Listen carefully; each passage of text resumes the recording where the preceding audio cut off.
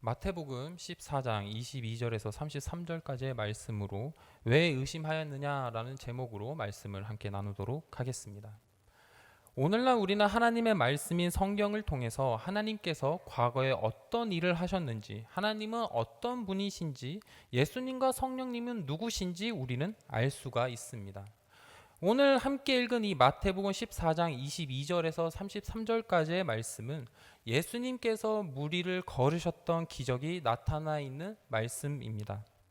우리는 이 말씀을 읽고 나서 2000년 전에 예수님께서 무리를 걸으셨구나, 진짜 대단한 기적을 보여주셨구나 라는 생각을 하게 됩니다. 그러나 우리가 이러한 생각을 가지고 성경책을 덮게 된다면 이 말씀은 우리에게 하나의 성경 지식으로 끝나게 됩니다. 그래서 우리는 이 성경을 읽고 그냥 덮어놓는 것이 아니라 우리가 이 말씀을 믿음으로 붙들고 묵상하고 기도해야 합니다. 성령님께서 우리가 말씀을 붙들고 묵상하고 기도하게 된다면 2022년을 살아가고 있는 우리들에게 큰 은혜를 주시고 말씀으로 살아갈 수 있는 힘과 능력을 주실 줄로 믿습니다. 이런 기준을 가지고 오늘의 말씀을 묵상하게 된다면 갈릴리 바다 위에서 풍랑을 만나 고난을 당하고 있는 제자들의 모습은 마치 우리의 모습과 똑같은 모습을 하고 있습니다. 제자들은 갑자기 큰 풍랑을 만나 목숨을 잃을 수도 있는 큰 고난을 겪게 됩니다. 오늘날 살아가는 우리들도 잘 지내고 잘 살아가고 있다가 갑자기 풍랑을 만난 것처럼 큰 고난이 우리에게 다가와서 어려움을 겪게 할 때가 있습니다. 오늘의 말씀을 통해 나타난 제자들의 모습이 오늘날 우리의 상황과 다름이 없다는 것을 기억하시면서 오늘 말씀의 전단락에 나오는 오병이어 이야기를 잠시 살펴보도록 하겠습니다. 예수님께서는 빈들에 가실 때 여러 무리들이 예수님께 몰려들게 되었습니다. 그래서 예수님께서는 큰 무리들을 보시고 그들을 불쌍히 여기시고 긍휼히 여기셔서 병자들을 고쳐주셨습니다. 예수님께서 병자들을 고쳐주실 때 많은 시간이 흐르게 되었습니다. 사람들이 모인 뒤에 꽤 많은 시간이 지나면서 어떤 시계보다 더 정확한 배꼽 시계들이 울리기 시작하였습니다. 다들 저녁 때가 되어 배고파하고 있을 때에 제자들이 예수님께 나와 이렇게 이야기합니다. 예수님, 이곳은 빈들이고 시간이 많이 흘렀기 때문에 이제 그만 사람들을 마을로 돌아가게 하시고 그들이 가진 문제들을 해결하게 해 주시옵소서. 그러나 이 이야기를 예수님께서는 들으시고 제자들을 향해 갈 것이 없다라고 말씀해 주셨습니다. 그리고 무리 가운데서 받은 떡 5개와 물고기 2마리를 가지사 하늘을 우러러 축사하시고 떡을 떼어 제자들에게 나눠 주셨습니다. 그리고 제자들이 예수님께 받은 떡 5개와 물고기 2마리를 무리에게 나눠주니 그 자리에 모인 사람들이 모두 배불리 먹게 되었다고 합니다. 모든 사람들이 식사를 마치고 나서 남은 음식을 모으니 12바구니에 가득 찼다고 합니다. 이 떡 5개와 물고기 2마리로 몇 명의 사람들을 먹었는지 살펴보니 14장 21절에 이렇게 나와 있습니다. 먹은 사람은 여자와 어린이 외에 5,000명이나 되었더라. 여자와 어린이 외에 성인 남성만 5,000명이나 되는 사람들이 먹고 남은 음식이 12바구니에 차게 된 것입니다. 이것은 엄청난 표적입니다. 성인 남성이면 얼마나 잘 먹습니까? 누군가 저의 부모님에게 신혼이 요즘 잘 먹어요? 라고 물어보면 부모님께서는 아유 말도 마세요. 소 한 마리 키우는 것 같습니다. 라는 말을 종종 하고 하셨는데 성인 남성이 먹는 양은 엄청납니다. 아마 집에 남자 형제를 키우셨던 성도님께서는 잘 알고 계실 건데 정말 성인 남성들이 먹는 양은 셀 수 없을 정도로 많습니다. 그런데 예수님께서는요, 이 엄청난 인원들이 떡 5개와 물고기 2마리로 배불리 먹게 하시는 큰 기적을 보여주신 것입니다.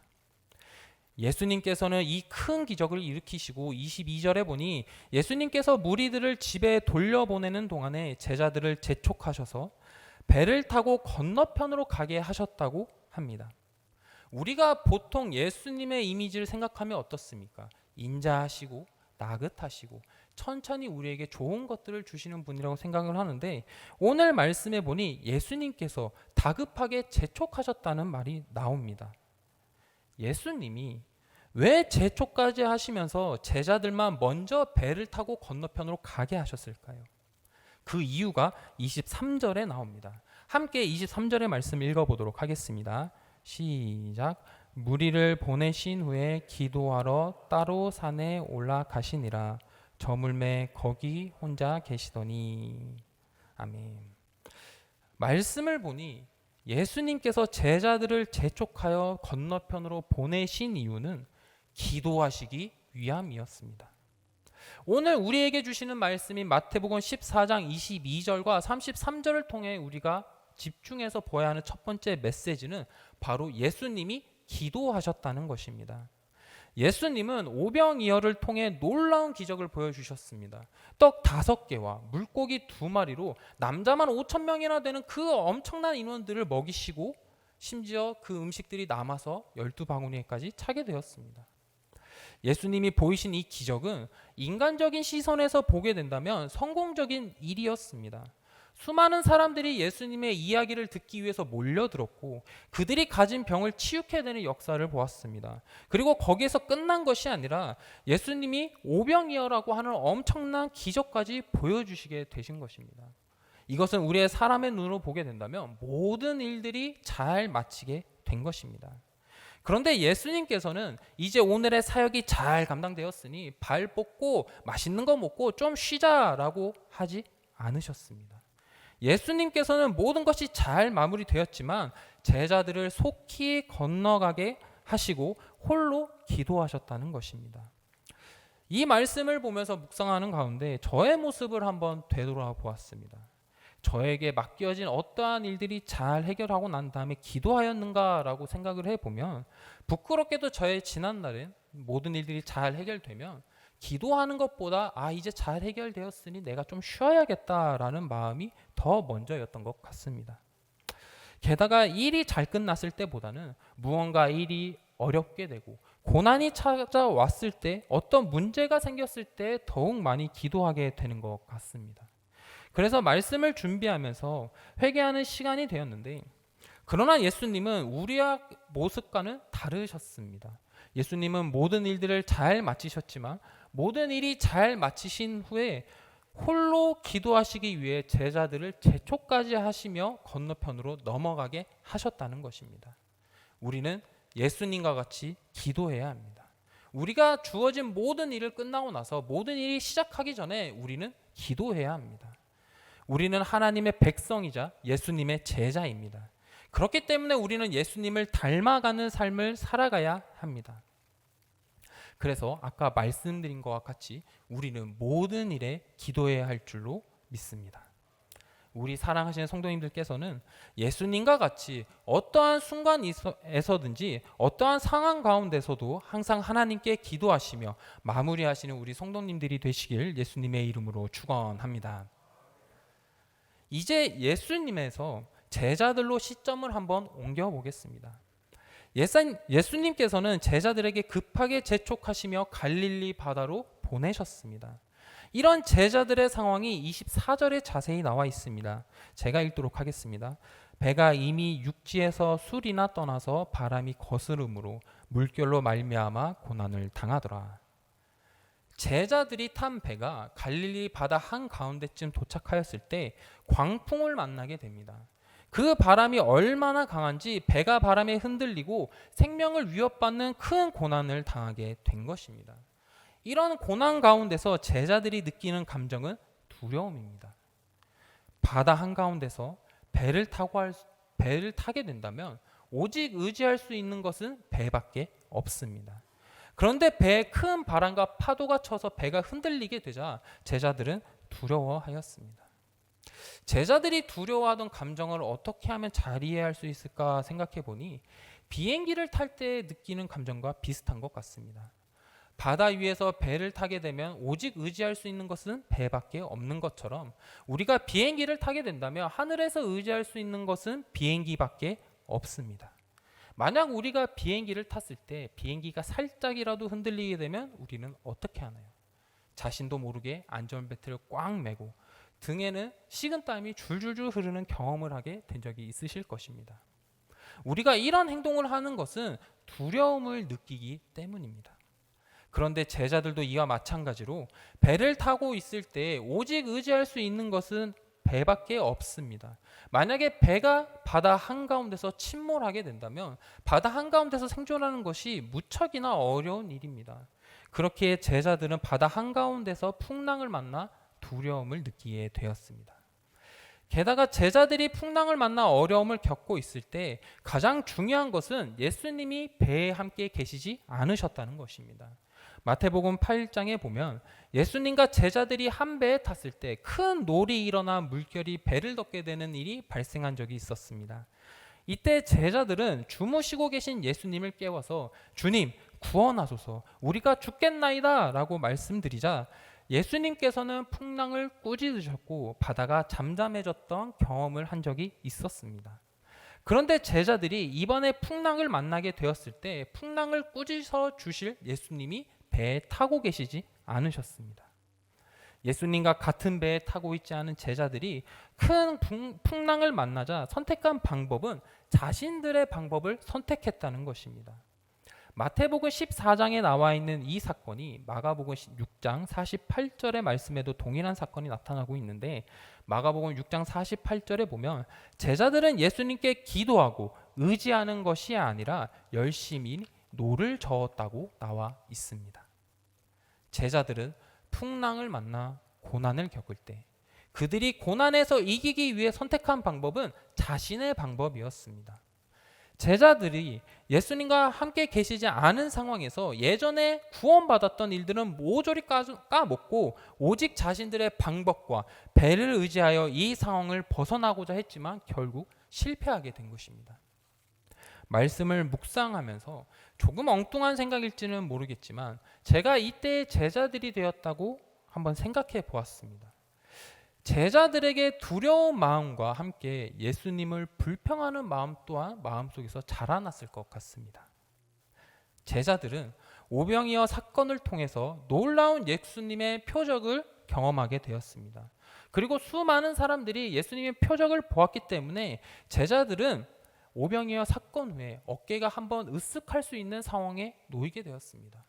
예수님이 사람들을 많이 모으셨고 그리고 그 사람들 가운데 병을 고치셨고 오병이어의 기적을 보여주셨기 때문에 아마 제자들은 그 오병이어 사건 현장에 가만히 있었더라면 배를 타지 않았더라면 다른 사람들에게 자신들의 어깨를 한번 으쓱하고 봐라 내 옆에 계신 분이 예수님이다 하면서 자랑도 할 수 있었을 것입니다. 그런데 예수님께서는 이러한 제자들을 그 자리에 두지 않으시고 재촉하시며 배를 타게 하셨습니다. 어떻게 보면 예수님께서 제자들을 배에 태우셨기 때문에 제자들은 갈릴리 바다 한가운데서 자신의 목숨이 왔다 갔다 하는 상황에 놓이게 된 것입니다. 게다가 풍랑 가운데 구원해 주셨던 예수님께서는 이번에 함께하지 않으셨습니다. 물론 성경에서는 제자들이 예수님께 불평을 했다, 원망을 했다라는 말씀은 나오지는 않지만 만약 제가 제자들과 같은 상황에 놓여 있더라면 두려움과 예수님을 향한 불평이 쏟아져 나왔을 것 같습니다. 이렇게 제자들이 두려움과 불평을 느끼고 있을 때 예수님께서 제자들 앞에 등장하시게 되었습니다. 25절의 말씀입니다. 밤 사경에 예수께서 바다 위로 걸어서 제자들에게 오시니 예수님께서 밤 사경에 제자들 앞에 나타나셨습니다. 이 밤 사경이라는 것은 로마 군대가 밤을 오후 6시부터 오전 6시까지 3시간씩 4번으로 나눈 것이라고 합니다. 그래서 사경이라고 하면 오전 3시에서 오전 6시 사이에 예수님이 제자들 앞에 나타나신 것입니다. 제자들은 새벽 시간까지 폭풍으로 고난을 당하고 기진맥진할 때에 예수님께서 제자들 앞에 등장하시게 된 것입니다. 그런데 예수님께서 제자들 앞에 나타나셨을 때 일반적으로 나타나신 것이 아니셨습니다. 25절을 보니 예수님께서 물 위를 걸어서 제자들에게 오셨습니다. 예수님이 물 위를 걸으면서 오실 때 제자들의 상황은 그리 썩 좋은 상황은 아니었습니다. 제자들은 새벽까지 풍랑으로 인해 목숨을 위협받는 위험한 순간을 계속 겪고 있었습니다. 그리고 이런 위기의 순간에 고개를 들어보니 예수님이 물 위를 걸어오시는 것입니다. 우리가 예수님의 제자가 되었다고 그 상황을 다시 한번 상상해 보도록 하겠습니다. 제자들은 이미 죽음의 공포에 정신을 못 차리고 있었습니다. 게다가 광풍으로 인해 시야가 제대로 확보되지 않은 상태에서 저 멀리 어떤 사람이 물 위를 걸어서 온다고 상상해 보면 이것은 흡사 공포 영화의 한 장면처럼 보일지도 모르는 무서운 상황이었습니다. 아니나 다를까 이런 제자들의 반응은 26절에 더 자세히 나타나고 있습니다. 26절의 말씀입니다. 제자들이 그가 바다 위로 걸어오심을 보고 놀라 유령이라 하며 무서워하여 소리 지르거늘. 제자들은 놀라는 것에 멈추지 않았습니다. 제자들은 예수님의 모습을 보면서 유령이다, 귀신이다 하며 난리가 난 것입니다.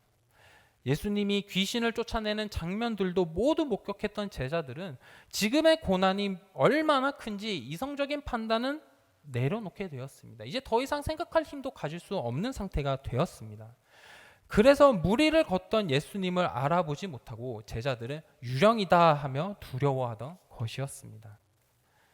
예수님께서는 제자들에게 수많은 기적을 보여주셨습니다.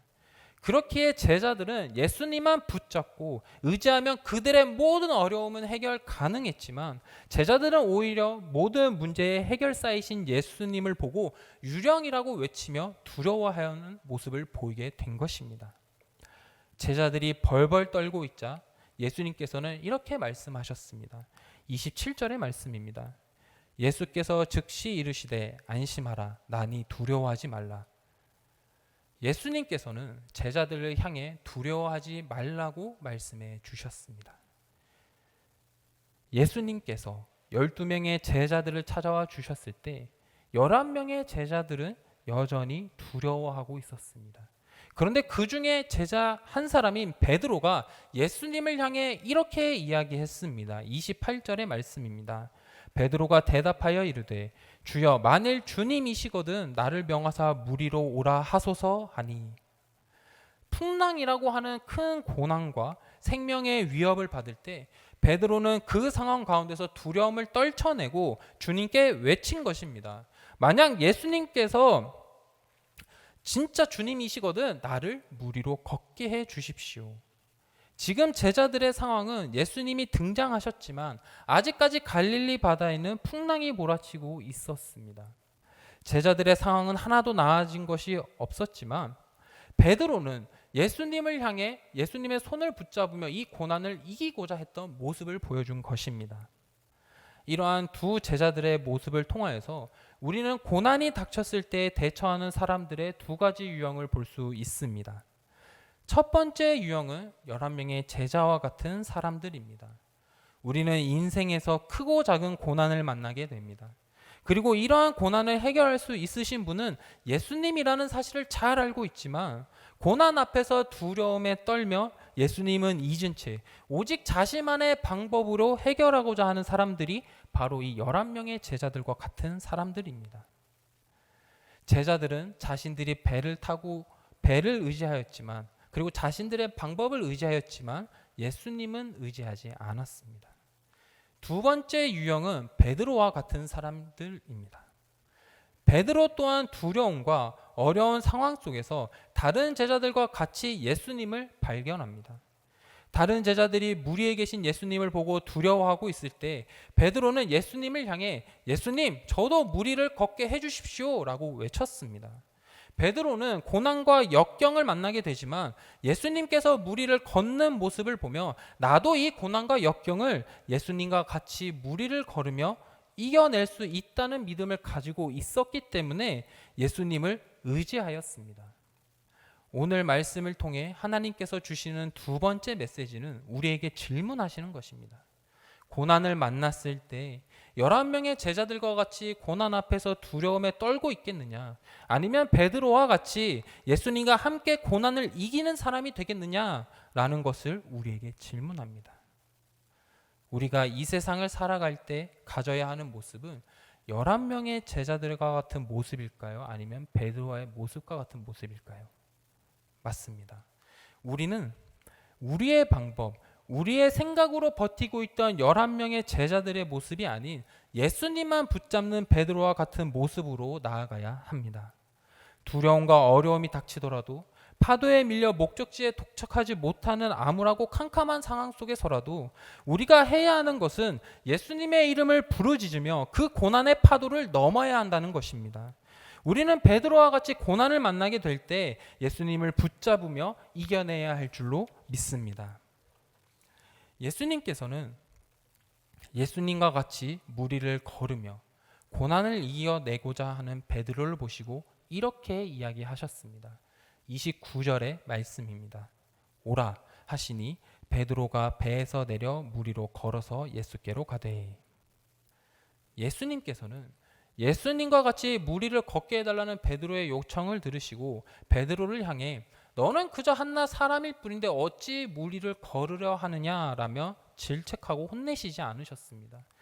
예수님께서는 베드로의 요청에 따라 베드로를 향해 말씀하셨습니다. 오라. 베드로는 예수님의 말씀을 듣고 배에서 내려 무리를 걸어가게 되었습니다. 풍랑이 치고 위험한 순간에 베드로는 예수님을 의지하여 믿음의 발걸음을 떼게 된 것입니다.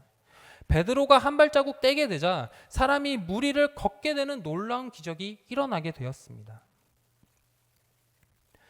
그렇습니다. 우리가 고난 앞에서 두려워하고 우리는 벌벌 떨면서 웅크려 있는 것이 아니라 예수님 앞에 베드로처럼 모든 것을 내어드리고 예수님 앞에 부르짖게 된다면 예수님은 우리가 승리할 수 있는 힘을 주시는 분이십니다. 우리는 고난 앞에서 예수님을 붙잡아야 합니다.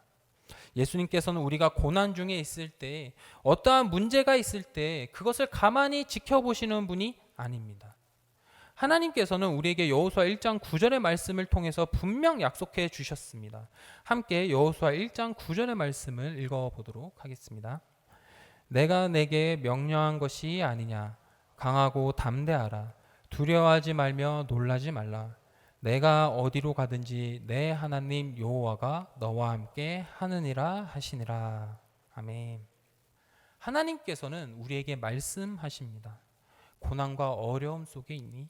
그러나 나는 너와 함께 있고 너가 어디로 가든지 너와 함께 있으니 강하고 담대하라. 두려워하지 말라. 놀라지 말라. 라고 우리에게 말씀해 주십니다. 우리의 하나님은 결코 우리를 홀로 두시는 분이 아닙니다. 그러므로 우리는 어떠한 문제를 만나게 된다면 베드로와 같은 믿음으로 예수님을 붙잡아야 할 줄로 믿습니다. 베드로가 무리를 걷고 나서 이렇게 이야기가 마무리되었다고 한다면 정말 아름다운 이야기로 잘 마쳤을 것 같습니다. 그런데 30절을 보면 이 베드로의 끝이 살짝은 이상합니다. 30절의 말씀입니다. 바람을 보고 무서워 빠져가는지라 소리질러 이르되 주여 나를 구원하소서 하니. 다른 11명의 제자들과는 다르게 당당히 고난 앞에서 이겨내고자 했던 베드로가 무리를 걷게 되었습니다. 그러나 현실의 고난은 달라진 것이 없었습니다. 배가 뒤집힐 것 같은 바람은 여전히 불고 있었고 파도도 여전히 배를 흔들고 있었습니다. 결국 베드로는 이 해결되지 않는 문제 앞에서 겁을 먹어 물에 빠지게 된 것입니다. 그때 예수님께서는 물에 빠져가는 베드로를 보시고 이렇게 말씀하셨습니다. 예수께서 즉시 손을 내밀어 그를 붙잡으시며 이르시되 믿음이 작은 자여 왜 의심하였느냐 하시고. 베드로는 예수님을 따라 자신의 문제 앞에서 승리하고자 했습니다. 그래서 한 걸음 한 걸음 무리를 걷게 되었지만 여전히 그치지 않는 큰 바람을 보고 물에 빠지게 됩니다. 베드로가 물 위에 한 걸음 내디딜 때만 하더라도 누구보다 귀한 믿음, 굳건한 믿음으로 시작하였으나 현실의 문제를 마주하게 되었을 때 두려운 마음이 생긴 것입니다. 그리고 이런 두려움으로 인해 의심하게 되었던 베드로는 물에 빠지게 되었습니다. 그러나 예수님께서는 이런 베드로를 향해 너는 겨우 그런 믿음으로 나를 따라오려고 하였느냐? 너는 겨우 가지고 있는 믿음이 이것밖에 되지 않느냐라며 질타하지 않으셨습니다. 그저 베드로에게 믿음이 적은 자여 왜 의심하였느냐라고 질문하시고 예수님께서 직접 손을 내미사 베드로를 붙잡아 주셨습니다. 예수님은 예수님과 함께 고난과 역경을 넘으려던 베드로가 믿음이 연약하여져서 물에 빠지게 되었지만 그를 버리지 않으시고 베드로를 붙잡으사 다시 그가 일어설 수 있도록 구원해 주신 것입니다. 이를 통해 우리에게 주시는 세 번째 메시지는 예수님께서는 믿음이 강한 사람들만 골라서 구원해 주시는 것이 아니라는 것입니다. 예수님은 믿음이 적은 자들을 찾으십니다. 그리고 믿음이 연약한 자들이 예수님과 함께 역경을 넘으려고 한다면, 그리고 그들이 발을 한 발자국 떼기 시작한다면 그들을 향해 의심하지 말아라, 너와 함께 한다는 것을 말씀해 주시는 분이 바로 우리의 예수님이십니다. 우리도 이 세상을 살아가다 보면 어마어마하게 큰 고난의 문제 앞에서 처음엔 우리가 예수님, 우리가 승리케 하여 주소서, 우리가 능히 이겨낼 수 있는 힘을 더하여 주소서라고 기도하지만 고난이 길어지고 고난의 강도가 점점점 세지게 된다면 베드로와 같이 이미 물 위를 걷고 있지만 의심하여 바닷속으로 풍덩하고 빠지게 됩니다. 그런데 예수님께서는 우리가 고난에 의해 믿음이 약해지고 흔들릴 때 우리를 그냥 버리시지 않으십니다. 우리가 흔들리고 믿음이 약해질 때 예수님께서는 우리에게 손을 내미사 왜 의심하였느냐라며 우리에게 질문하시고 다시 건져주시는 분이 예수님입니다. 그리고 32절의 말씀을 보니 예수님께서는 베드로와 함께 배에 오르사 바람이 그치게 되었고 제자들에게 닥쳐왔던 고난들이 해결되게 되었습니다. 베드로는 예수님을 따라 도전했다가 의심하여서 바다에 빠지게 되었지만 예수님은 그럼에도 불구하고 베드로에게 손을 뻗으사 모든 고난을 해결해 주셨습니다. 이제 오늘의 말씀을 마치려고 합니다. 오늘 하나님께서 주시는 마태복음 14장 22절에서 33절까지의 말씀을 통해 하나님께서 우리에게 주시는 첫 번째 메시지는 기도해야 한다는 것입니다. 예수님은 모든 일에 기도하셨습니다. 그렇기 때문에 오늘날 우리들도 예수님처럼 항상 기도해야 합니다. 두 번째는 우리는 예수님을 붙잡아야 한다는 것입니다. 11명의 제자들은 자신들의 방법과 배를 의지하였습니다. 그러나 그 중에 베드로는 다가오시는 예수님을 보고 예수님을 붙잡고자 하였습니다. 우리도 고난 앞에서 베드로의 믿음과 같이 예수님을 통해 고난과 어려움을 이겨내야 할 줄로 믿습니다. 마지막으로 오늘 말씀을 통해서 우리에게 주시는 메시지는 예수님은 우리의 연약함을 보시고 포기하시지 않으신다는 것입니다. 베드로가 처음에는 귀한 믿음으로 도전하였으나 의심하여 물에 빠졌을 때 예수님께서 베드로를 책망하고 버리지 않으셨습니다. 그저 베드로에게 왜 의심하였느냐라는 한마디와 함께 베드로를 물에서 건져내 주시고 그들이 당하고 있는 모든 고난들을 해결해 주셨던 분이 예수님입니다. 우리 사랑하시는 성도님들께서는 오늘의 말씀을 통해 항상 기도하시고 고난이 다가올 때 우리의 방법은 내려놓고 항상 예수님을 바라보며 승리하셔야 합니다. 그리고 우리의 믿음이 연약하여도 끝까지 우리의 손을 붙잡아 주시는 분이 예수님이라는 사실을 믿으시고 항상 하나님과 예수님과 성령님과 동행하시는 우리 성도님들이 되시길 예수님의 이름으로 축원합니다.